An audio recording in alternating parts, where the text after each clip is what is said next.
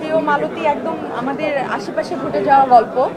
আমরা এইসব ঘটনা ঘটে ফেসবুকে স্ট্যাটাস দিই, স্যাড হই, মন খারাপ করি, কিছুদিন পর আরেকটা যখন এরকম আশেপাশে ঘটনা ঘটে আবার সেটা নিয়ে কথা বলি, মন খারাপ করে আবার ভুলে যাই। কিন্তু প্রিয় মালতী আমার মনে হয় গল্পটাই এই জন্য চুজ করা যেন আমরা এত সহজে এইসব ঘটনা না ভুলি। এবং এই যে মালতীর সাথে যেটা ঘটলো, মালতীর যে স্ট্রাগল লাইফ, এটা প্রত্যেকটা নারীর জীবনে নানানভাবে আসে। হয়তো মালতীর জীবনে একভাবে এসছে, আর একটা নারীর জীবনে অন্যভাবে আসে। নারীদের এই ব্যক্তি জীবনে যে স্ট্রাগল বা তাদের যে কত কিছু ফেস করতে হয়, এটাই Priyo Maloti. And Mehazabien is the best.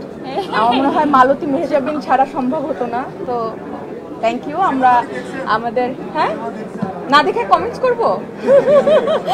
অবশ্যই দেখেছি, বসে দেখেছি, একদম পুরোটা দেখেছি, খুব ভালো লেগেছে। আমি যেদিন রিলিজ হয়েছে সেদিন থেকে আমি খুব এক্সাইটেড ছিলাম।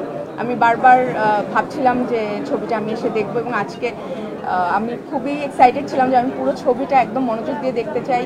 এবং অসাধারণ, আমার খুব ভালো লেগেছে। এবং আমি চাইবো যারা এখনো দেখেননি, আপনারা প্লিজ হলে এসে প্রিয় মালতী দেখেন।